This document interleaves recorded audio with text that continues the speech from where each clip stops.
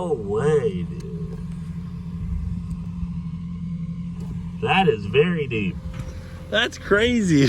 That is insane, dude. What in the world? Hell yeah, brother. You're on the Cleetus McFarland YouTube channel.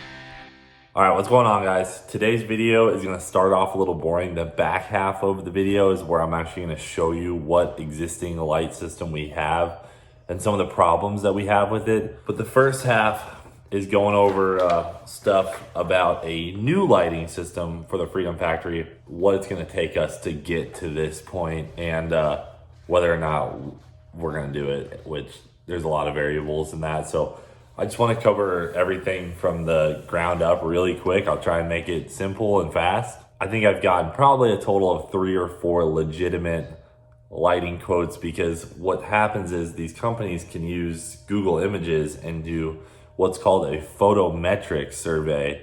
So they can plug into their software that with this high of a pole, with this many fixtures on it, pointed in this direction, with this many lumens and wattage, gives you this much light on the ground. So it's a lot of variables, but this software, just uses Google Images. And this software can tell us how much light we need in what areas and the fixtures that will get the job done. So like I said, numerous companies emailed me and said this would be a good plan. Some of which, those quotes were north of $1 million.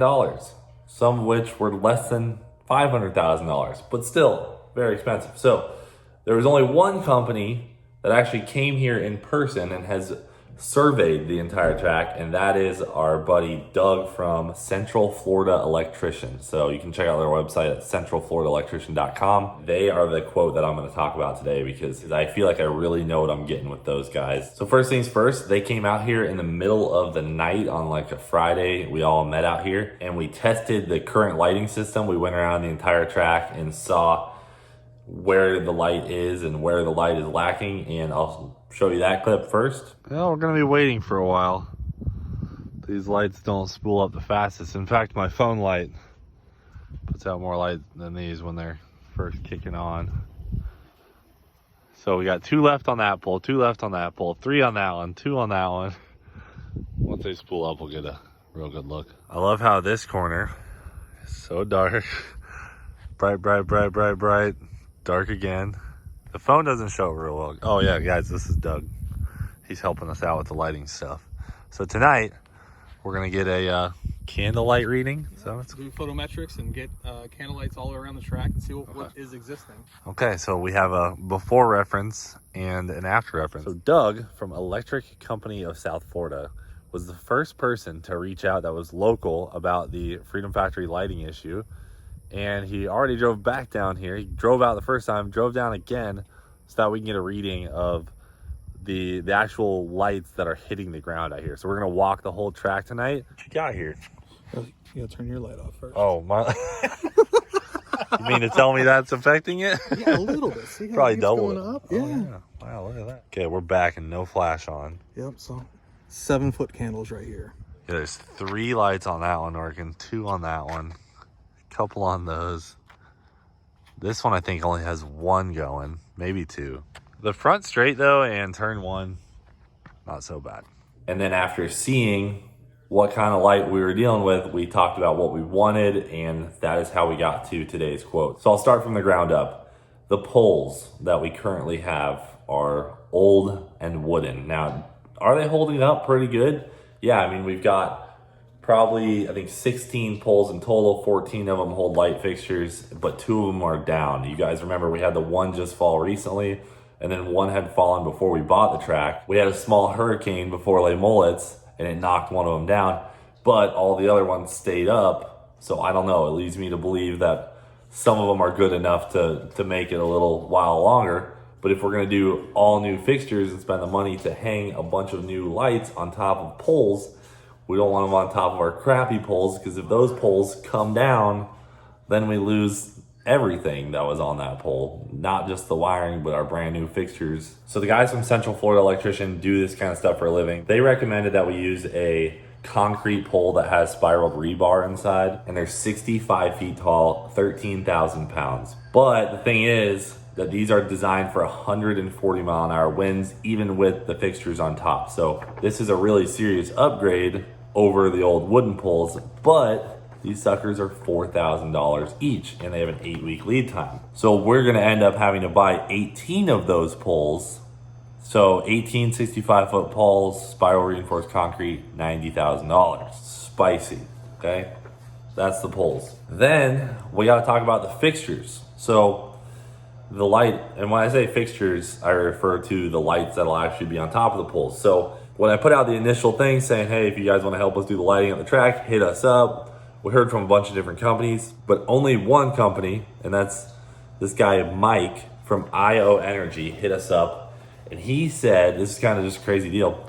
He's like, dude, I had a small stadium or small, I guess, outdoor sporting facility fall through on a pretty large order of fixtures that would work perfect for your facility. And he sent me all the information on them. So I looked them up and the retail on them was over $3,000. Well, he said that he can sell these lights to us for under $1,000, closer to like $600. So crazy deal. So they're called a wedge spec grade LED, 10-year warranty, 950 watts, and they're pretty much perfect for what we need. So I'm like, man, 10-year warranty, this seems like a freaking awesome project. So then I hit up a Central Florida electrician, I hit up those guys. I'm like, hey, this guy has these lighting fixtures, will these work? They're like, hell yeah, those will work perfect. So that saves us a ton of money. So we went ahead and actually bought these lights. So we have 56 950 watt wedge light fixtures. That was $35,000. And that doesn't mean that we're going ahead with this whole lighting package. I just bought those fixtures because they were a good deal and I wanted to hop on that opportunity. We can hold on to these and use them for a new shop in the future or hopefully at the Freedom Factory, but we knew it was a good opportunity, so we wanted to hop on them right away. So the only problem is those fixtures would only give us enough light to light the actual oval. So hold on. So then, after we did the photometrics with the wedge lights, we realized that we only have enough light out of those puppies to light the outside of the track. We can get a TV production quality lighting system for the outer oval with those lights, but then what are we gonna do about the burnout pad? Because the burnout pad is gonna be where the live action happens at Cleetus and Cars and Burnout Rivals and things like that. So, you know, we need something like that. And like this. Nice, well lit there. So then came down to, we needed 14 1250 watt truly green sports lights, which are these puppies, 1250 watts each. But these things are much more expensive. For 14 of these, it's $41,000. So then it's like, holy crap, we just doubled our lighting fixtures, but we only got 14 more. Granted, they're more powerful. So as you can see, it starts racking up quick. So once you're through that good stuff, other large expenses. You have to have a 165-ton crane come out here to lift these poles up because they're so large, and we need a big crane that can actually extend out, pick the poles up, bring them in the track, and then it come in the track, and then it can reach out over without going, you know, onto the grass and stuff and set the poles in. And then not only do you need a crane to put the poles in, you have to have a freaking massive auger. And between the crane and the auger, that's like an additional, 60 grand. Because it's gonna take a week, and to rent a 165-ton crane and an auger for a week costs a lot of money, man. Like, these are massive pieces of equipment that require huge insurance policies, tons of people to operate them correctly and safely. So it's just expensive. There's no way around it. Now, could we go with some new wooden poles? Maybe. I'm sure there's a wooden pole out there that can hold these fixtures, just like the current ones. But like I've told you guys before, I want to do this for the next 30 years. So I don't want to wait and then have to redo these poles in 15 years. Whereas these concrete poles can last 50 to 80 years without a problem. So it's just, man. So all in all, with the installation, with the crane, and then the labor to put the poles together with the fixtures, mounting the fixtures, running the new wiring, everything like that, it puts us just over $300,000. So I know it sounds like a huge number. It really does. And it is a massive number. And it's hard for me to imagine putting that money into this facility, but I want to do it. I just, at the moment, we don't have the money to do it. Could we sell the toter home and swing it right now? Absolutely. But I'm just kind of trying to decide if I want to do that. So I think what we're going to do is, since I already bought the fixtures, we're going to wait until the Freedom 500 and Cleetus Cars, which is April 2nd and 3rd. Tickets will be on sale for that, the beginning of March. We're going to wait till after those events, see how much money we've made, and then hopefully we can swing this project and then do it. And then maybe start the whole project in May. I don't know. That's the goal. Hard to say. It's going to take the Freedom Factory to the next level. When people come here, they're going to be like, wow, this place is just glowing. And I want to do it, but this one is just going to take a little bit of time. This will be probably the biggest single expense we've ever had, but your boy Cleeter is going to make it happen. So enough talking. Let's go take a look at the current lighting system and see how we're going to get by for the Freedom 500 and Cleetus Cars. And I want to give a big thank you to Doug at Central Florida Electrician and Mike at IO Energy for getting all this together so we have a realistic number. And this seems to be a no surprise number, that when we actually start this project, it's not going to go up, and which has been a problem that I've been dealing with these types of projects, man. You'll do stuff and then the quote jumps 20 grand. This seems legit. It's thorough. I've been through it. I've been walked down every step of this whole process, so I don't feel like I'm getting ripped off or anything like that. So it's been great working with those dudes. Let's go hop in the Genie lift. We're gonna take a look at some of these fixtures up close, and hopefully we can squeeze by until we can get a new lighting system in. All right, so just so we don't have to explain this while we're up in the air, these are the bulbs for the current fixtures. These things are massive. Josh, I mean, that's a foot long, right? Yeah, at least. These are gigantic. The good news is, although these things draw a ton of power versus, upgrading to LED, these are only 25 bucks. So we can get, 40 of these puppies for $1,000, and man, I don't know, there's 6 lights per pole out there. About 4 of them are dead on each pole. So roughly for $1,000, maybe $1,500, we could fix almost all the out bulbs. But the thing is, a lot of the poles don't even have just a bad bulb. They're actually these fuses. And Josh, how many fuses do you think you replaced already? Oh, frick. Probably 40. So sometimes, if you guys remember when we had the previous owner out, he was like, oh, you should just go check the fuses up there. Well, Josh went and changed out a couple of fuses, and a lot of the lights just came back on. All it was these fuses. So we found a couple $100 worth of fuses in the back room, and we've got enough to change out quite a few. And then if we change out the fuses and it turns out the bulb is bad, we can change out the bulb for 25 bucks.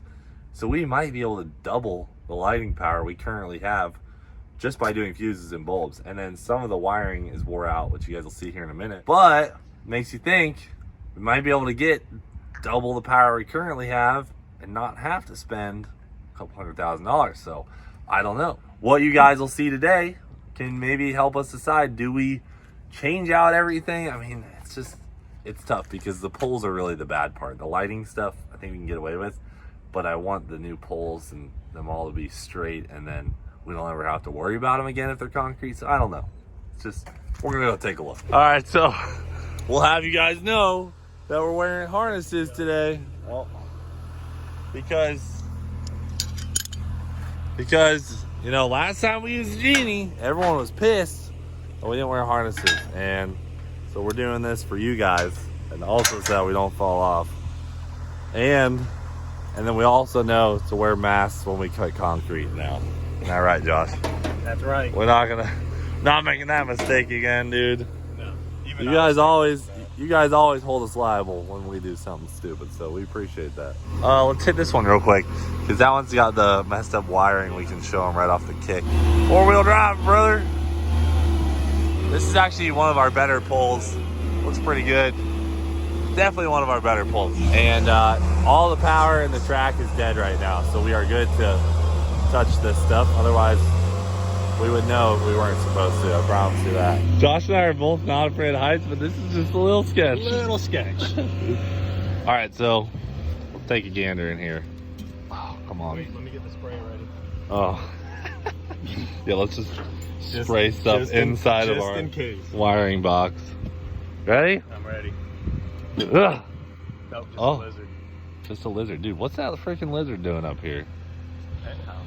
Alright, so these are all fuses that have already been replaced, but this gives you an idea. There's 2 fuses per light fixture. And then to do the bulb, you essentially pop off that front cover and you can see inside there. See, like this one's just worn against this in the wind, so that light's probably never going to come back on. Yeah, that light's screwed.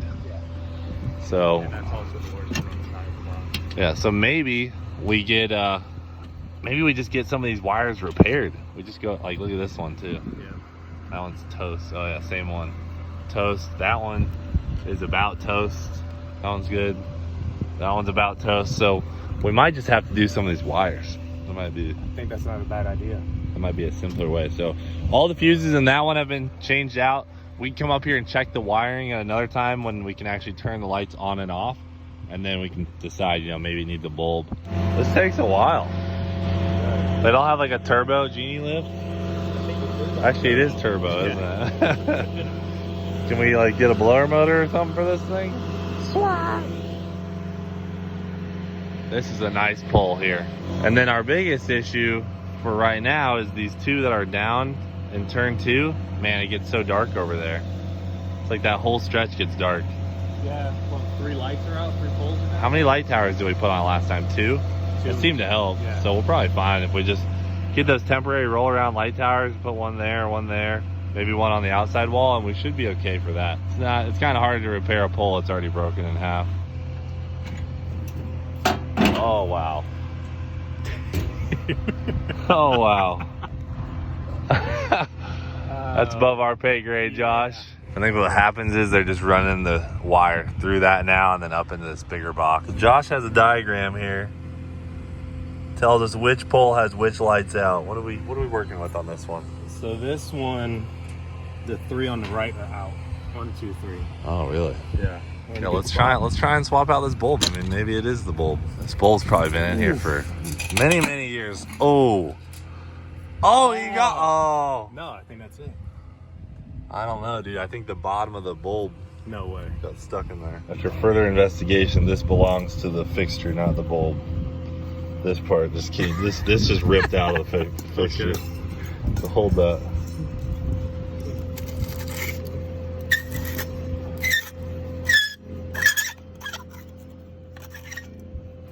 Okay. That's it. Perfect. See, now we're going down the line of, do we spend the money to repair these, or do we do the LED swap? Initial investment, high. Long term, not dealing with this type of stuff. Stress relief, even higher. I don't know, dude. I just don't freaking know. All right, so guys, we're just gonna close this thing up, and then it's almost time to just have either our electrician eyeball it. Not us. It's just not, it's out of our pay grade, Josh. We're gonna have to, but I think we have some spare fixtures laying around, so hopefully we can just repair that one little piece. Don't look at the pole that broke off. Just to see the top of it. Dude, let's take the bank. Will it go on the bank? I mean, it'll go. You may not like it, but it'll go.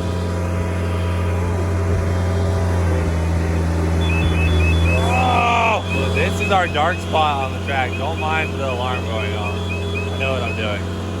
This is our dark spot. This whole area, that pole supplied a lot of light. And obviously this one did. And then not to mention, that one doesn't have a single light working anymore. You gotta at least fix that one. Yeah. Yep, well, yeah, Josh. Great time. How about Josh, how have your, let me interview you while we go. How have your now 3 months working here been? you? Is it work? That's hard to say. Sometimes it is. It's been fun. Yeah, it's been Just crazy. getting started. I love it. Josh has done a really awesome job. So there's a lot of stuff, you know, to run an event that it's just impossible for one person to handle. So this guy, you know, Josh kind of came in and he's been more of a general manager of this place than anything. And Alec has moved more into just straight maintenance because there's so much to do in each category. And you know, there's just stuff I don't think about, like putting soap in the dispensers in the bathrooms. You know, it was like the day of the grand opening. I'm like, do we have soap? He's like, yeah, that's already taken care of, dude. There's paper towels. I'm like, damn, we even had a bathroom attendant. So Josh has been killing it. Dude, that's pretty spicy right there. Do you think that was death by woodpecker? Guaranteed. Look at that. Oh, yeah. Whoa, dude. Damn. That is death by woodpecker for sure. Yeah. Oh my goodness, dude. What? So now you guys have a little bit better of an idea of what we're working with pulls wise. I think you guys can see the reason why, even though we can get by for now, this is something to start looking at for the future. It's one of those things. Do we want the poles to crash down? You know, maybe they might last a year, they might last 5 years, but it might be right before one of our huge events, and then we have a pole fall and we're screwed, and it could take out the whole lighting system. It could start a fire in the electrical room. It's like, I don't know, something to start thinking about. So we're gonna end it off there though. We got to do a whole bunch of other stuff today. We got insurance guys coming, all sorts of good stuff. So we're gonna end it there. Thanks for watching. Do it for Dale. We'll freaking see you later.